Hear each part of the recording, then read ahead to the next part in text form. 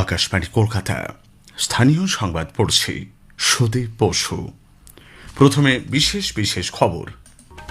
রাজ্য বিধানসভা নির্বাচনের বিজ্ঞপ্তি এখনও জারি না হলেও বিভিন্ন রাজনৈতিক দলের প্রচার গতি পেয়েছে। বরিষ্ঠ বিজেপি নেতা তথা কেন্দ্রীয় স্বরাষ্ট্রমন্ত্রী অমিত শাহ বলেছেন, আসন্ন বিধানসভা নির্বাচন শুধু বাংলার জন্য নয়, দেশের নিরাপত্তার সঙ্গেও ওতপ্রোতভাবে জড়িত। পশ্চিমবঙ্গের প্রতি কেন্দ্রীয় সরকারের বঞ্চনার অভিযোগ তুলেছেন তৃণমূল কংগ্রেস নেত্রী মুখ্যমন্ত্রী মমতা ব্যানার্জি। রাজ্যের বেশ কিছু এলাকা থেকে হিংসা ও অশান্তির ঘটনা সামনে আসায় নির্বাচন কমিশন রাজ্যের পুলিশ প্রশাসনের উপর নজরদারি আরও কঠোর করছে। এসআইআর প্রক্রিয়ার সঙ্গে যুক্ত দুই জুডিশিয়াল অফিসারকে হুমকি দেওয়ার অভিযোগ উঠেছে কোচবিহার দক্ষিণে তৃণমূল কংগ্রেস প্রার্থী অভিজিৎ দেব ভৌমিকের বিরুদ্ধে। মুর্শিদাবাদের জঙ্গিপুরে গতকাল রামনবমী শোভাযাত্রাকে ঘিরে সংঘর্ষের ঘটনায় গ্রেপ্তারের সংখ্যা বেড়ে হয়েছে ৩০। প্রধানমন্ত্রী নরেন্দ্র মোদী আগামীকাল আকাশবাণীতে মন কি বাত অনুষ্ঠানে তাঁর চিন্তাভাবনা দেশ বিদেশের মানুষের সঙ্গে ভাগ করে নেবেন। রায়পুরে খেলো ইন্ডিয়া ট্রাইবাল গেমসের মূল পর্বের ফুটবল ম্যাচে আজ বাংলা ৩-০ গোলে মধ্যপ্রদেশকে হারিয়ে দিয়েছে।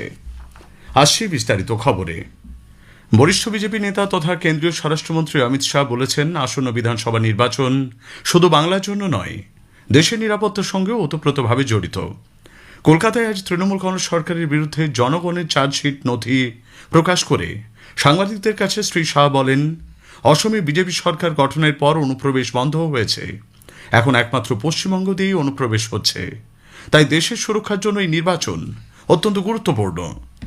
मित्रों, बंगाल का ये एक डेट थी चुनाव बंगाल के लिए तो महत्वपूर्ण है ही है, परंतु पूरे देश के लिए महत्वपूर्ण, पूरे देश की सुरक्षा बंगाल के चुनाव के साथ एक प्रकार से जुड़ी है। असम में भारतीय जनता पार्टी की सरकार बनने के बाद असम से घुसपैठ कमोबेश समाप्त हो गई। अब एक ही रास्ता बचा है जहां से घुसपैठ होकर पूरे देश के अंदर घुसपैठिए फैलते हैं और देश की सुरक्षा के साथ खिलवाड़ कर। इसलिए बंगाल का एक चुनाव बंगाल के लिए महत्वपूर्ण है कई मायनों में, और देश की सुरक्षा की दृष्टि से देश के लिए भी महत्वपूर्ण। এসআইআর নিয়ে তৃণমূল কংগ্রেসের কড়া সমালোচনা করে শ্রী শাহ বলেন, দেশের অন্যান্য রাজ্যে শান্তিপূর্ণভাবে এসআইআর চললেও একমাত্র পশ্চিমবঙ্গে এমন পরিস্থিতি তৈরি হয়েছে যে সুপ্রিম কোর্টকে জুডিশিয়াল অফিসার নিয়োগ করতে হয়েছে।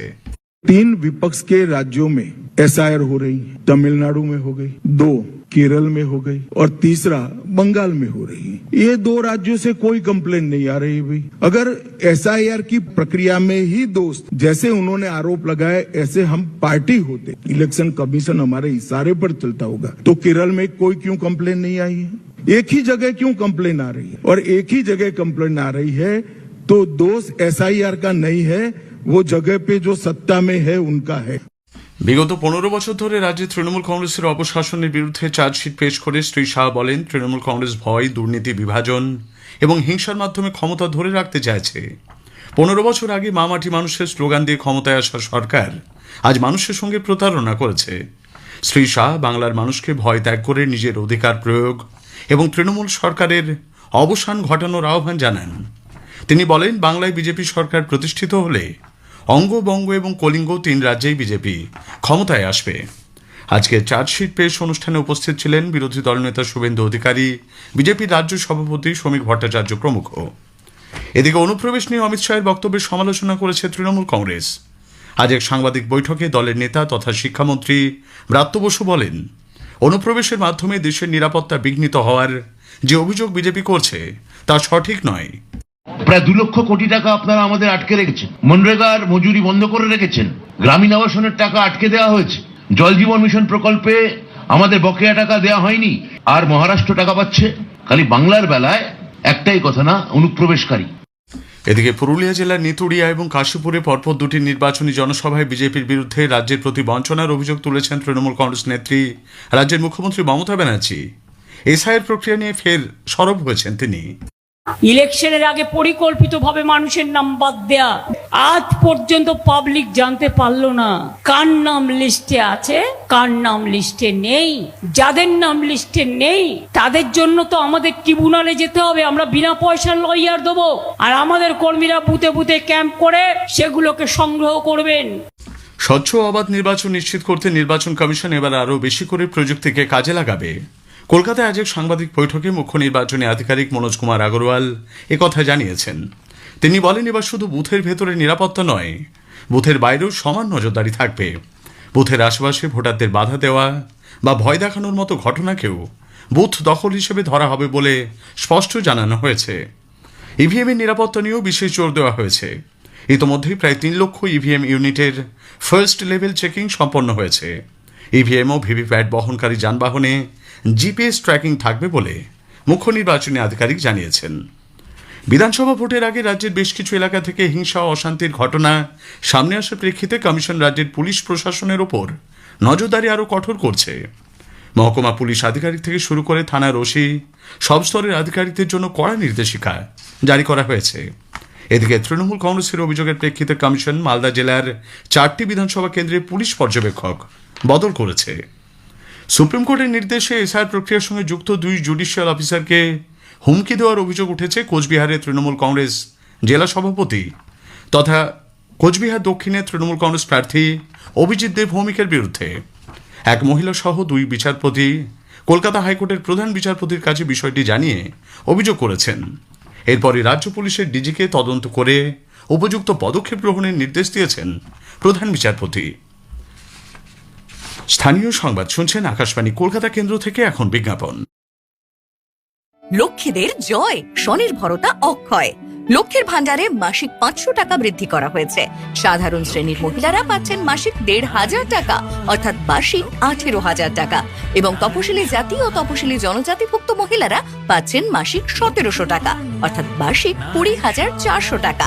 মা বোনেদের সম্মান আর স্বনির্ভরতার অঙ্গীকার। বাংলার মা বোনেদের হাত শক্ত করতে তৃণমূল কংগ্রেসকে জোড়া ফুল চিহ্নে ভোট দিয়ে জয়ী করুন।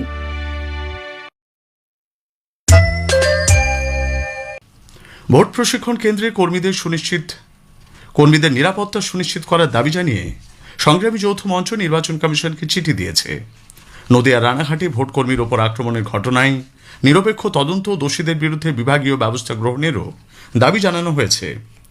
এদিকে রানাঘাটে নিগৃহীত ভোটকর্মী সৈকত চ্যাটার্জির অভিযোগের ভিত্তিতে নিজামুদ্দিন সর্দার এবং মানস ব্যানার্জি নামে 2 ব্যক্তিকে গ্রেপ্তার করেছে পুলিশ। অভিযুক্ত নিজামুদ্দিন সর্দার হাঁসখালী বিডিও অফিসের পঞ্চায়েত দপ্তরের কর্মী। অপর অভিযুক্ত মানস ব্যানার্জি ওসি ইলেকশন পদে কর্মরত ছিলেন। তাদের আজ রানাঘাট আদালতে তোলা হলে জামিন মঞ্জুর হয়েছে। মুর্শিদাবাদের জঙ্গিপুরে গতকাল রামনবমীর শোভাযাত্রাকে ঘিরে সংঘর্ষের ঘটনায় গ্রেপ্তারির সংখ্যা বেড়ে হয়েছে 30। রাস্তাঘাট আজও শুনশান। গাড়ি চলাচল করলেও পরিস্থিতি থমথমে।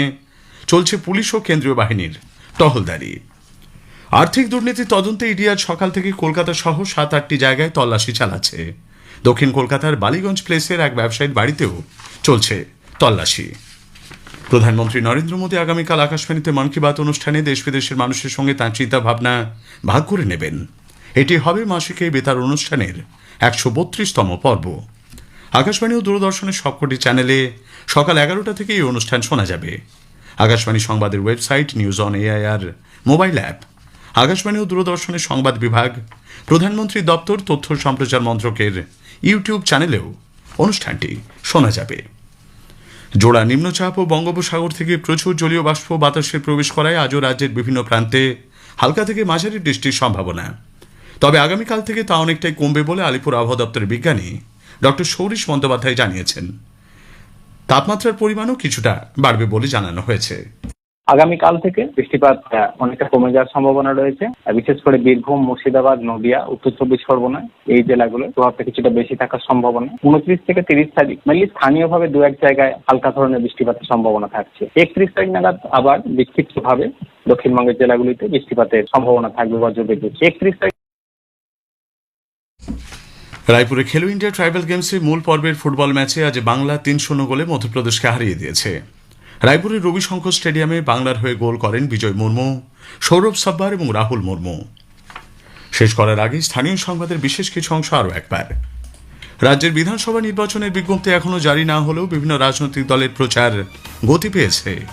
বরিষ্ঠ বিজেপি নেতা তথা কেন্দ্রীয় স্বরাষ্ট্রমন্ত্রী অমিত শাহ বলেছেন, আসন্ন বিধানসভা নির্বাচন শুধু বাংলার জন্য নয়, দেশের নিরাপত্তার সঙ্গে ওতপ্রোতভাবে জড়িত। পশ্চিমবঙ্গের প্রতি কেন্দ্রীয় সরকারের বঞ্চনার অভিযোগ তুলেছেন তৃণমূল কংগ্রেস নেত্রী মুখ্যমন্ত্রী মমতা ব্যানার্জি। স্থানীয় সংবাদ শেষ হলো।